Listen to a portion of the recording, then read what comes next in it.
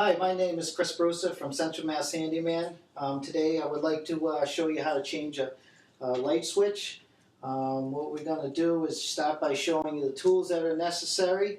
Over here I have a flathead screwdriver, and I also have a pair of pliers, and I have the light switch right here to match the rest of the outlet switches, and I use a drill with a drill tip.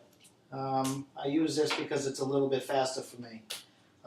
What we'd like to do now is start by taking off the wall plate. Okay, but before we do that, we got to make sure we shut the power off. Okay, what we do is we turn the light switch on, make sure the light is on. If you have no problem at this particular time, and then we're going to go down. And in this case, I had my son go down and shut the power breaker off. And when the light switch came off, so now I know that the power is off. And a good way to check it is just flip it on and off. Okay, so what I'm going to do is I'm going to start by taking off the screws. There's 4 of them in this case.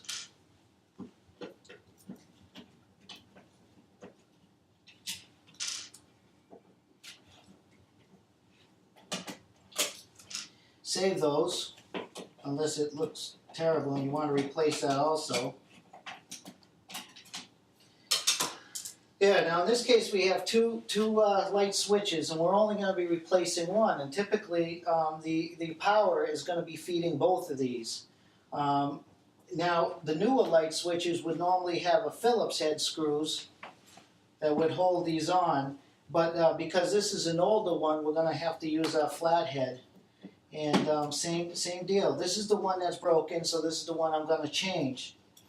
Now, before I started this, what I needed to know was whether this is a single pole switch or a 3-way switch, and how you tell the difference if there's only one switch to work an outlet or work a light switch, then it's a single pole switch, and that's what you want to buy. If you have a switch on both sides of the room, then what you want to do is purchase a 3-way switch. Okay, now this one is the only one that has just one switch to work one light, so then I'm going to use a single pole switch. So I'm going to take this out.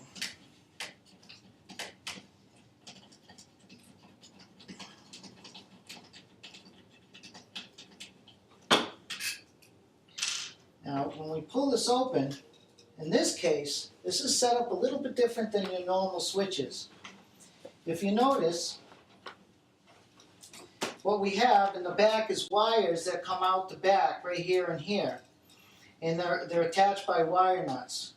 Now typically you would have a light switch like this, and what it would have is 2 terminals on each side, because this is the single pole switch. If it was a 3-pole, you'd also have a 3-way switch. You'd have another one of these terminals off that side. So for now, what we're going to do, it kind of makes it a little bit easier, is we're going to take this off. Now, if you notice, there's 2 black wires. It's attached to a black and a red. Okay? This isn't your normal situation that you would normally have. You would normally have a black, a white, and a ground. Okay? Whenever you do a light switch, all your white wires are always attached together at the same time. You never switch whites with anything else. You also have your grounds. Your grounds all go together also. And then they get grounded to the actual light switch. If you notice, we have a green wire, green terminal here, and this terminal is where the ground wire will normally go. This one doesn't have it for some reason. It's an old one, I guess. But what we want to do, one of them is a power wire, and one of them is the wire that goes up to the light. What you're essentially doing is you're going to take the black wire and you're going to connect it into the terminal. It doesn't matter which one it goes on. And what you're doing is you're telling the power to go from stopping. When you flip the switch, then what happens is the power will jump right through and come here and send it up to the light. That's how these light switches work. Okay, so what we're going to do is start by taking the wire nuts off. Okay. Because this is a red wire here, more than likely what they did was they wired it so that way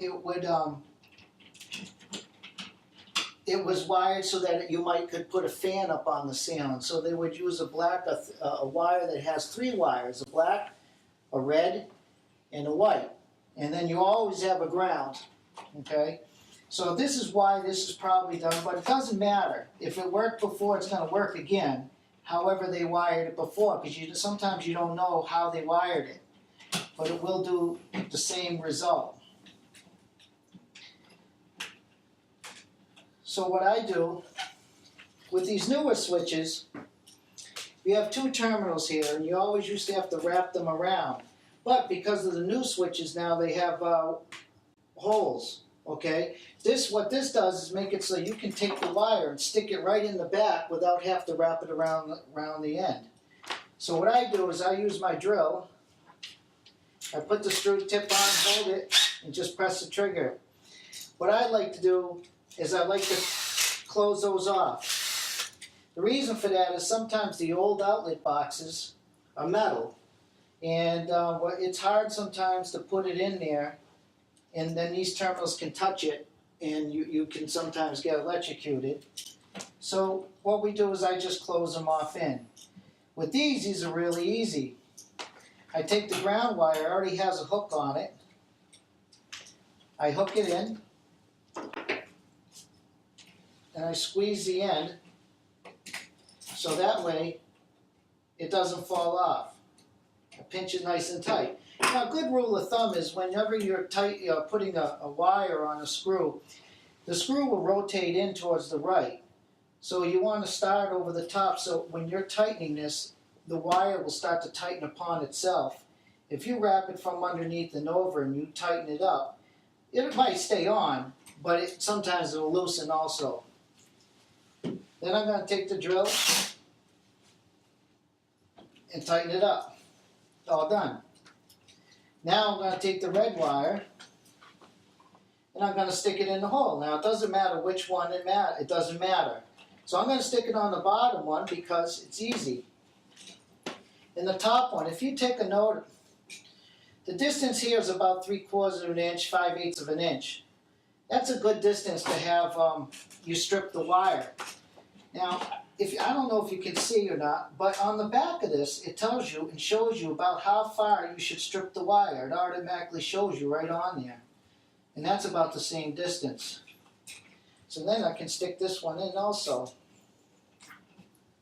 Okay? Now once again, because I'm not touching this one, there's no reason to. I'm going to push these wires back in, and I'm going to do it gently, so that way it'll go in without disrupting anything else. What I also try to do is I grab this and I try to straighten this out, because sometimes you put it in crooked, and when you tighten it, it's very difficult to straighten out after. So I try to straighten it before I put it in. I take the drill, I hold it in place, and I just get it started. Then I'll do the lower one. I'll line that up, put this in. Now, with switches, when you have 2 of them, sometimes the plate doesn't want to line up. So when I tighten this, I don't tighten it that hard. I just snug it up enough so it's where it can move. Okay? That way there, when I put the light switch plate back on, if it doesn't line up, see how crooked it doesn't line up? All I have to do is just move it over and get the right adjustment that I need. See? So now, I'll just put my screws back. I finger tighten them all first, because if you try to tighten up one at a time, sometimes it doesn't line up on the other side.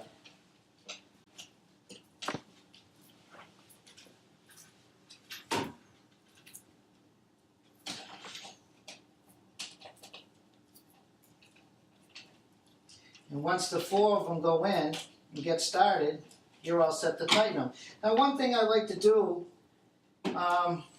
it doesn't make any difference, but I snug up the screw, and then what I generally do is I line the head, whether it's sideways or straight up and down, because when you do a bunch of them, or you're doing this for yourself or for somebody else, it does look nice when you do straighten it out. And I'm sure after you do this a while, you're going to end up wanting to do all your cabinet screws and all your screws on everything else you do after that. But that looks a lot nicer than if they were all over the place. So what I'm going to do is I'm going to go and keep this shut off. And I'm going to have my son go and turn on the power again, and I'm going to check it for him. Okay, be back in a minute. Okay, we're back, and we turned the power back on, and we're going to give it a try. And sure, it works. So I'd like to thank you for coming by today, and hopefully you get to see you next week. Bye.